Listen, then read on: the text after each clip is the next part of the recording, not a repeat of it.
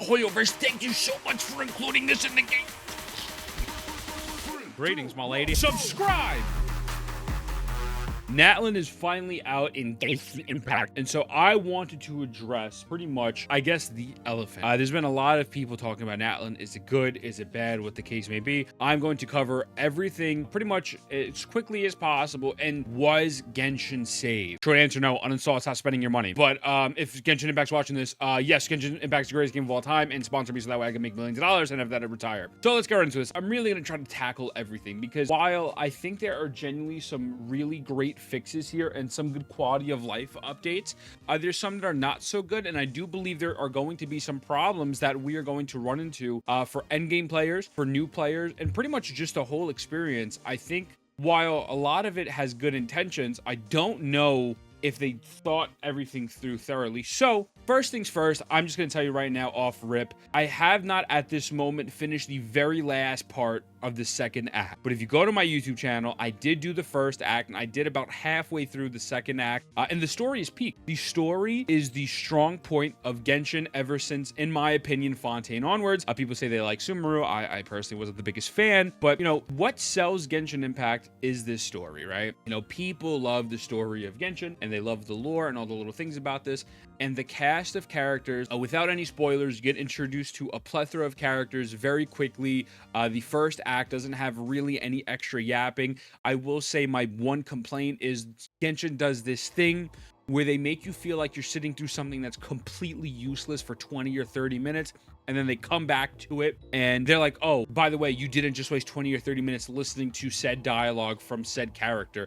And it's like, I am not the biggest fan of the way they tell the story like that. I do believe, indubitably, there are better ways of getting from point A to point B. I think it could be a straight line as opposed to me going from point A to D to F to C and then go over to B. You know what I mean? I just think that there's better ways of doing that. And so that was a little bit apparent in Act 1, but it wasn't anything too major. Again, you know, they make you feel silly for complaining because it's like, oh, well, actually, this is important, so you have to pay attention, even though you really don't want to because it's coming out of left field. But other than that, the story is great. I did get spoiled on something, so I'm talking about the story because I know what happens. I haven't done it, the final part, but I know what happens.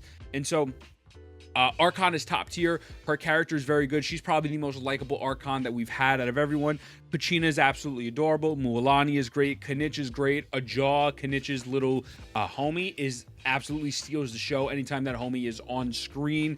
Even for a short amount of time, he's just awesome. And the characters genuinely have, I don't want to say a depth that I felt like other regions haven't had, because obviously regions have had good casts of characters before, but there's something about this cast that I truly do believe that towards the end of the Archon quest, I think this could easily become my favorite cast of characters, just from a storyline perspective, not just with them, a lot of the other characters as well. So again, I'm not going to spoil too much, but again, story solid, and besides the little tidbits where the storytelling get a little annoying, very strong intro, good stuff, nothing but positive things to say so far. So let's get that out the way. You do get obviously the rewards right here, so you know you will be getting your login. If you log in, you get X amount of wishes, and we will be getting, I think, a sanctifying elixir and an additional 10 wishes or something like that. Maybe we already got it, I don't know. But so let's now go into characters. One thing about this game is the characters are now tied to exploration and Natlan. So actually, let me take a step back. We're going to go over Natlan first, the actual area, and then we will go into the character / exploration of it. So it's over here, right in Sumeru.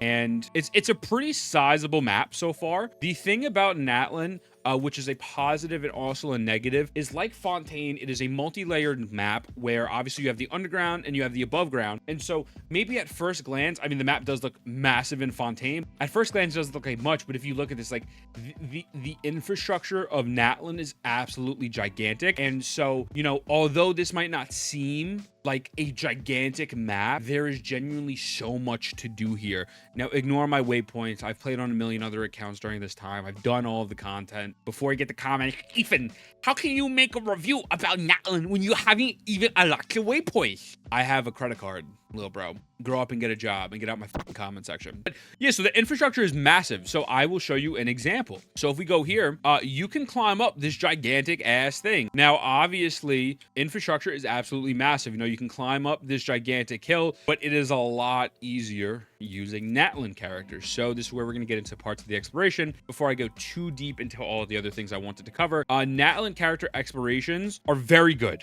We'll cover the characters themselves in a bit and power creep and all that other stuff. But, you know, you do get a free Kachina. She is dead, rather unfortunate. I'll revive her real quick.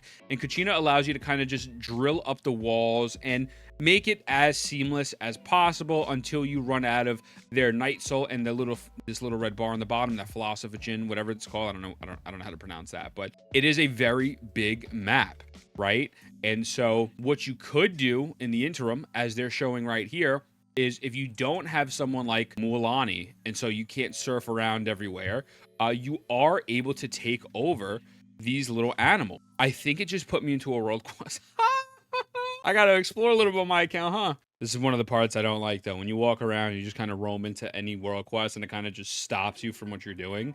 You will run into this in the Archon quest as well. Run a straight line if you want to actually do the things. So, this is one of the downsides. I really don't want to pay attention to this right now, but now I'm being forced to sit through dialogue. This is a negative in the exploration and just in Natlan as a whole for me. I'm not a fan of this. You are able to take over pets for exploration because, I mean, Kachina realistically, on land, her exploration is cool, but it will only get you so far, right? So you are able to take over these little homies. Now you use these little lamps over here to activate, and it gives yourself more of that red bar at the bottom. So previously I ran out. You're going to see when I run out, whether it's on Mualani or with her, I will no longer be able to use this skill to travel. And so then that's where these little pets come into play, these echoes. There's no shot. I just wandered into the quest. Get me out of here. I don't want to. I'm trying to record my video. Why does the game start world quest when I'm trying to record? Natlan 0 out of 10. It's horrible. So Mualani exploration, because we're equipped with her right now. Hers is honestly the best so far, as she can do like the Farina thing where she can go over water. But then if you look at this, Mualani is actually able to go into Mario Kart Rainbow Road and go over here and just ride around like a madman and not use any of her Night Soul, as well as that other little red bar underneath your health, and you come off and you're still on there. So that is cool. You know, Mualani exploration wise is an absolute must pull. Like, if you don't want to be stuck mustering around and kind of just like being annoyed with exploration, Mualani is a very solid pull for you, right? Now, so there are three type of, I'll call them echoes just for the trolls to get mad at me. There are three type of echoes that you can transform into in the game. So right here, if I click T, I'm going to teleport into this little cute, adorable thing. And so there is some tech to it. You know, you can Spider-Man around, you jump, and then you can Spider-Man again. And then the Spider-Man will be on a cooldown for a little bit, as well as the jump. And so obviously you have issues like that where you can only go so far. And then after that, you're really kind of just stuck. Or if I want to try to run up a wall with this homie, this one is honestly probably my least favorite, just because of the clunkiness of it. You know, sometimes it works and sometimes it doesn't. It really is kind of in my opinion. You know, it's absolutely adorable, but again, things like that, it's annoying. And obviously, could you potato your way through and obviously make your way up to the wall? Of course you can, but you know, that's not the point of these. I think the point of these is supposed to have much better ease of use. So this one in particular is not my favorite for exploration.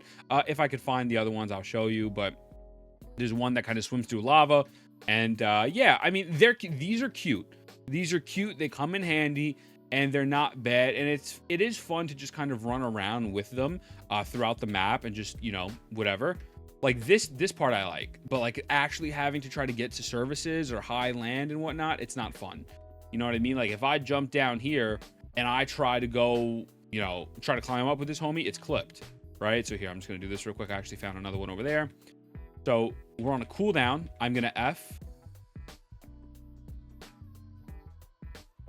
And then, yeah, you know, it's like you're right there. Like it edges you. And then after that, they're like, no, I don't think I will. And so, yeah, I mean, obviously there are other ones that you can use. You know, the one that you use in the beginning of the game where you kind of just go underground with them. That one's pretty cool as well. And then, as I said, there is one to swim with lava. So these are pretty dope. And just the atmosphere of Natlan is genuinely just gorgeous. I mean, aesthetically, from an aesthetic standpoint. It's very demure, very I'm sorry, I apologize. It's beautiful. It is absolutely beautiful. The graffiti on the walls, the tribes. I mean, like, it is genuinely just a beautiful, beautiful region. And there is tons of exploration to do. Again, look at how massive this map is. You know, you can climb up to that hill, and you can climb up to the one over there, and there's something over there. There's an Oculus there. I mean, there is genuinely so much to do. You know, it's genuinely massive, and so it might not seem like a lot on this map, but how big and tall the infrastructure is what makes it pretty sick. Now, again, the one thing before I go into actual character kits / artifacts, weapons, etc., all that good stuff, the one downside about Natlan that I'm not the biggest fan of is that they give you the exploration for characters like Mualani, like Kachina, where you could do this little cool swap or whatever, and so the problem is that exploration is heavily tied to characters unless you use these, but I've showed you as well already that the exploration with these are really not the greatest. Like, it's cool, you know, but I could probably just Yelan ran over here, you know what I mean, instead of doing that. So that part, it kind of feels like it's dope, but is it 100% really necessary? I do wish there was some more effectiveness, especially with this little homie. But if I were to go to another region right now, let's just say I'm going to Sumer real quick. These characters don't feel nowhere near as good. And that, I feel like, is a big red flag, where these characters really only excel at exploring in their region. That's it. That's all I get. That's all I get. I do this. You get a little bit more out of travel time with Kachina, but you don't go as fast. And it's kind of just like, you know, Kanich will probably have a better time because Kanich could Spider-Man, and every time he doesn't hit an opponent, it's a 40% less cooldown. So Kanich will probably be better for this, but with the characters that we had so far, it does feel like their exploration is mainly tied only to Natlan. I would rather use Shanyun, I'd rather use Yelan, I'd rather use Farina, I'd rather use Kaza to climb walls. It doesn't feel as well outside of Natlan, so it does feel like if you were running Natlan characters, you're mainly going to get the most use out of them in Natlan. And that is a big, I would say, red flag, where going further into this right now, Natlan feels a little bit like a different game compared to the rest. Natlan feels like the cool area of the game where you could do these cool transitions with the characters and you could travel for longer periods of time. And then when you go outside of Natlan, you realize, wow, the exploration and everything else is pretty rough in every other region. And so I think it genuinely shows the flaws of the game in other places. And I don't believe that it will ever get changed. So that is one thing where obviously it's not the fault of Natlan, right? But it does make you think, like, it makes you feel bad. It's like, I kind of don't want to leave this area, because if I leave this area, I am now going to be, you know, confined to normal exploration or normal whatever. And that is not fun.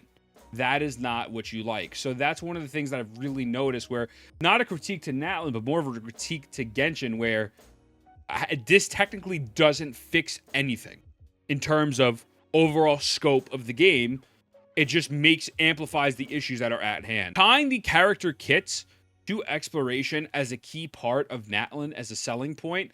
I understand as a gacha game, and they do have to make that cash money, and they do give you Kachina for free, and Kachina is actually very good for exploration. I mean, it is what it is. She's especially good for climbing these walls, so I'm not going to sit there and bash them for that, but it does feel like a little bit of an exclusive club, where I do feel like if you don't have characters like Kaza, you don't have Shanyun, even like Yelan's not going to do anything for here.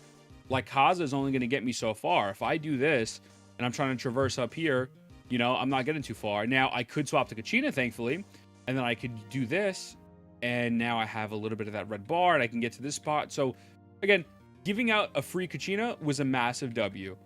But the point is that it feels like all these other characters that were made for that said role are kind of obsolete here, and they don't feel as good. Again, comes into the point of it exposes the issues in the game as opposed to fixing them, in my genuine opinion, right? Getting to actual gameplay functionality, Mualani, we'll start off with her. Mualani is a great DPS character. Mualani is very, very, very, very solid, and she can be ran with one of the most busted artifact sets in the game. This is literally Mara Chussie on steroids. With Mara Chussie, the Fontaine set, you had to, he has that, I don't know why he has that on. With Marichusta, you had to have your HP increase or decrease to get a 36% crit rate buff. With this, and it had to stack. With the Natlan set, it just gives you 40% off rip for being in the Night Soul stance. Night Soul stance can be done from skill. It can be done from your burst. You don't need to actually be living on a prayer with Bon Jovi in order to get this buff. So the actual, artifacts and the kits are much stronger than most of everything else in the game. And the thing with Mualani, for example, is she is actually going to get even stronger with Natlan characters. So after nearby party members trigger a Night Soul burst, Mualani will gain 1 stack of Wave Chaser's exploits, which can last for 20 seconds, max 3 stacks. So she's pretty much getting a 15, 30%, and 45% damage buff to her burst when she has other characters in her party from Natlan. She's still 175% usable without Natlan characters, right? We only have Kachina at the moment. So the most you can get is 15% buff. But she's still a fucking solid DPS. She has solid free-to-play choices. Obviously, her weapon is going to be her best in slot, but you could run Prototype Amber. You could run Ring of whatever. I don't know how to pronounce that. They're craftable, which they technically give out for free. There are ways to work this character in a lot of team compositions that are centered around Vaporize that you can hit big damage numbers. And again, they will just get better. So from a gameplay perspective, I could see people maybe not liking the Surfs thing a little bit too much, but she's still solid. So it's a very solid 5-star to start and introduce the game with. Covering Kachina. Kachina has something where she also has a pretty busted artifact set in the game. Kachina herself is really nothing too special. She's just a spot holder, a placeholder until we get other sub DPS in the game. But this other artifact set is what I want to cover. Scroll of the Hero, Cinder City. When a nearby party member triggers Night Soul burst, the equipping character regenerates 6 elemental energy. That's valid. Always extra ER is perfect. The 4 pieces where it gets crazy. After the equipping characters trigger a reaction related to their elemental type, all the nearby party members gain a 12% elemental damage bonus for the element types involved for elemental reactions. If the equipping character is in the Night Soul's Blessing stance when triggering this effect, all nearby party members get an additional 28% elemental damage bonus for elemental types involved for 20 seconds. The equipping character can trigger this effect while off field, and the damage from the artifact sets with the same name do not stack. They're telling you if you are running this without Natlan, you get 12%. If you're running this with Natlan, you get 12% on top of 28%. So you pretty much get 40% elemental damage bonus, and you can be triggering this off field. This set is broken. Now, if you wanted to run this on someone like Shang Leng, it's not going to be as good. Emblem will still probably be better because you're only getting that 12%, right? But when they drop, let's say, the Pyro Archon, who I'm assuming is going to be a Pyro sub DPS, this is going to be insane. Or any sub DPS in the game, this is going to work amazing as long as they're dropped in Natlan, right? So this is more not really about Kachina, because Kachina is just whatever. She's okay. But this discussion is more about the actual power creep that is coming within the game and what I think is a problem. Now, I think people, my problem with the power creep is this. I don't mind power creep, right? But power of characters. Here's what I think is concerning that I haven't really seen anyone talk about currently that I would like to bring to people's attention. So there's the power of characters, and then there's difficulty of content. Ignore typos. I don't care, right? So with this, with the power, we are consistently going up and up and up and up and up. And there's no sight of going down, especially with Natlan, because Natlan's purpose seems that they want to power creep everything from the previous region, but not by ways of nerfing the other people, because they necessarily can't nerf them, right? But they want to power creep things by way of creating artifact sets and certain attributes that only work and give you massive increase if you are from Natlan. So the power of the characters, Natlan, I'm going to put here Natlan characters just to be specific. It's going up. The difficulty of the content is consistently going down.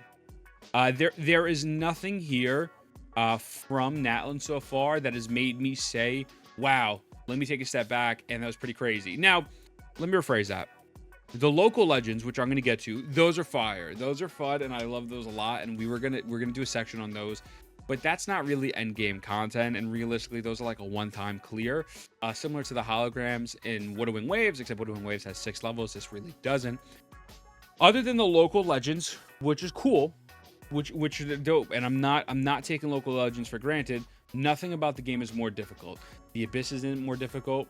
The Imaginarium Theater is not more difficult. It is actually easier because they fixed the boons, and the boons aren't bad now. And the last difficulty is not bad either. We are getting a consistent increase in power of characters while getting a consistent decrease in the difficulty of the game. And so a part of me is like, okay, while someone like a Mualani is really cool, right? Why roll her? Why roll her if you have Nuvola? Why roll her if you have Tartaglia, right? Nothing is indicated that the Abyss is getting higher.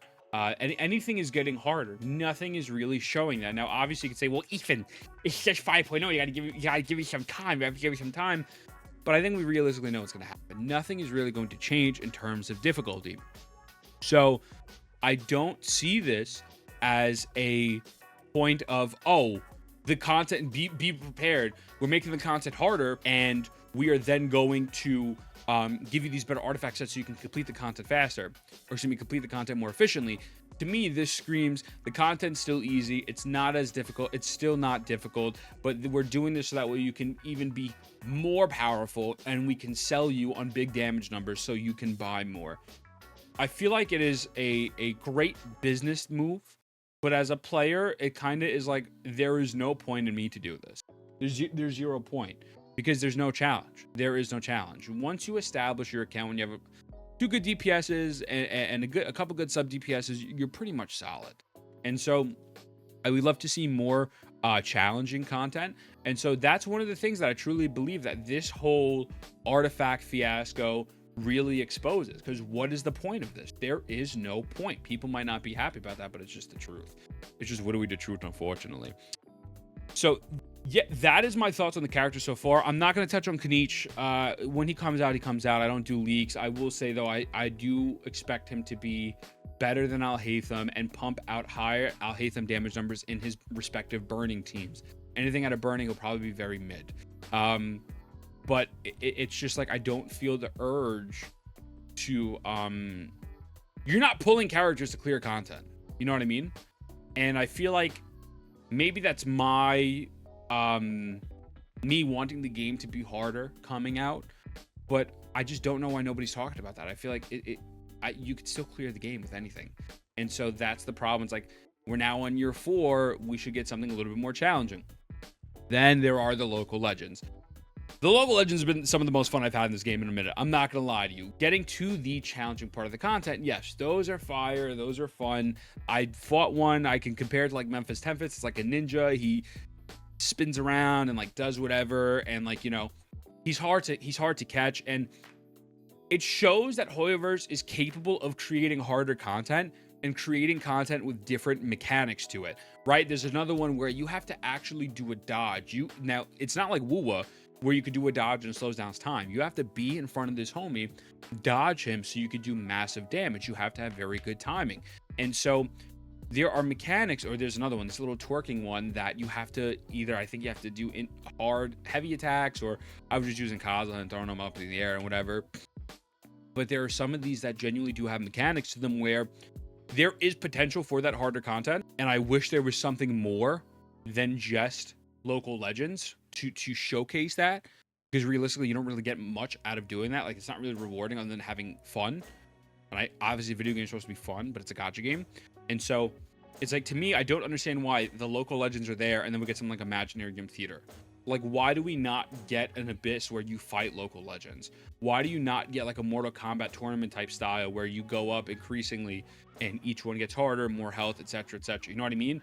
And again, the boss mechanics are 100% there. They are willing and able to make characters, or excuse me, make enemies that are not bad and not brain dead, and they don't just move around. And their combos are they go on the ground for 10 minutes and they move around so that way you can't hit them.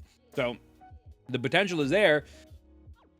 They just don't utilize it properly. So again, it's another one of those things where I love it, but it makes me see the flaws in the game, and I'm like, wow, I wish that was somewhere else. I wish this was utilized better.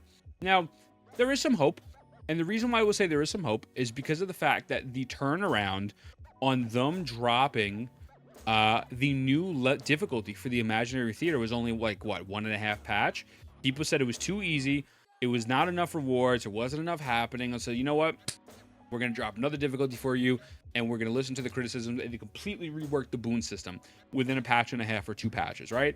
So I do think there is obviously more room where they do seem to be a bit more attentive now as opposed to they were doing the past few years. So I do have a little bit of copium, a little bit of faith where I do think eventually they will try and make things right and create harder, challenging content. But I think for the time being, unfortunately, we're just stuck on Imaginary Theater, and I think we are just stuck with this other one. So that's like my thoughts on the content portion of it. Now, the quality of life, the massive biggest W for quality of life easily is going to be the local flower stuff, because this made me not play the game for a long period of time. I hated using the interactive map to find them, and it's just annoying. I'd rather just run around with a head, like with a chicken without a head, in this little circle looking for all 8 of these. So it tells you how many are there, how many collectibles in the area, and then you go to this one, and then it'll say how many are here. 6. How many are here? And so whatever the case may be, so you don't even need to have the pins on your map anymore. The game just helps you. Now, obviously, interactive map is still useful because it gives you exact locations, but this is a massive W, and even the characters who are able to see the local specialties are still useful because this isn't giving the exact location. This is a great quality of life change that I love and I adore, and I think that's amazing. Let's get to the one that there's been tons of controversy about, and that is going to be this artifact transmuter. Here's the thing. People are going to say that I'm defending it, and I'm not defending it. It's not one of those things where, why, Hoyoverse, thank you so much for including this in the game. You know, like that's not the point. The system is fundamentally flawed. There are tons of things they could do to fix it. Honkai Star Rail has a better system than this. Even Winnowing Waves has a better system than this, and they don't have it. So, but there is tons of misinformation about it, and so I want to clear this up for you as quickly as possible. Here's what sucks. There's quite a few things that suck. I'm going to move my head for a moment just so you can see, right? I can't craft anything from the Obsidian Codex, you know, because I already crafted one using 1 Sanctifying Elixir. Every 40 days, you are able to throw artifacts in here and extract enough XP to get 1 Sanctifying Elixir. That is ass. That is absolutely horrible. It shouldn't be locked to 40 days, or I think it's 41 days. It's pretty trash, right? I think you should get at least 2 from this, for sure. The other problem is the cost. The cost for a flower is 1, a plume is 1, a sands is 2, a goblet is 4, and a crown is 3. People are under the impression that you can only get 1 to 2 at max with the Sanctifying Elixir because they only give you 1 from the Battle Pass, which is another massive L. I truly believe that if you are going to put this in the Battle Pass, you should get 1 from the paid version. Excuse me, you should get 1 from the free and at least 2 from the paid. You can only get 1, and it's from the paid version at level 26. That's pretty trash. It's pretty bad. I don't think the distribution of these rewards are good. They're not good at all. But there are other ways you can get them. If you do get, if you are able to beat the local legends and you have to go around and you're able to complete certain challenges, you are able to get, I think it's 4 to 5 in total. 4 to 5 Sanctifying Elixirs in total, which is not a lot. I'm not saying that's a lot. I'm not defending it. But there is ways to get more than just 1, so you're not just stuck there with your dick in your hands and like, wait a second, I can only build a plume. It's going to take me 4 months to get a goblet. No, that is not the case. That is the part that I think needs to be cleared up. But only being able to make 1 artifact per set every 40 days or 41 days, only being able to craft 1 Sanctifying Elixir, you should give people at least bare minimum 8 Sanctifying Elixirs a month. 8 Sanctifying Elixirs a month, and maybe even 10 if you're paying for the Battle Pass. There's no reason why you can't build 2 goblets. And what I do also believe, truly with my whole chest, is that if I built an Obsidian Codex flower, I should stop there, not get the flower, and I can only get the plume. Because realistically, let's just say, if you're able to get 4 of these currently, right now, you get 4 or 5 of them. Even if you build 1 and 1, that's 2 down, right? That's 2 down, and then the next one is a sand, so that's another 2. So you get 3 of the new artifacts. That's not even enough for the full 4-piece set. So it's like, oh, well, Ethan, that would negate the whole point of farming. No, it doesn't. No, it doesn't. And so that's my thing. Where is the system flawed? Without a doubt. Without a doubt, 100%, this system has problems. It needs to be refined. They need to change it. I think one of the main things about it as well is that they gave you literally no information when the game started. They just kind of said, hey, okay, here's what it is, and that is it. They don't tell you where to find these. They don't tell you what you need to do. You just need to go out and explore. And while that is cool for a lot of things because the game shouldn't have to hold your hand, when you promote a massive quality of life change like this and don't give people a direction, say, hey, go here, do this, and you can get multiple of these. They only allow you to get one like that and one from the battle pass. It's pretty shitty, and I understood why people are upset, and I still understand why people are upset. So this quality of life change really missed the mark. And again, it exposes the bigger problem in the game, where just obviously artifacts are just RNG based, so it is what it is. But it's like, bro, why put this in if you're not going to do anything, you know? So those are like the main points of Natlan. I think, despite me giving my criticisms, I do believe Natlan is the best region from a fun standpoint, you know, from the traversal standpoint, from pretty much every standpoint. I really think Natlan is my favorite. The looks of it, how everything functions, even though I'm not, you know, 100% satisfied with the echoes that we have right now. Like, I do think we can get some better stuff there and some better little traversing minions. It's still fun and it's cool.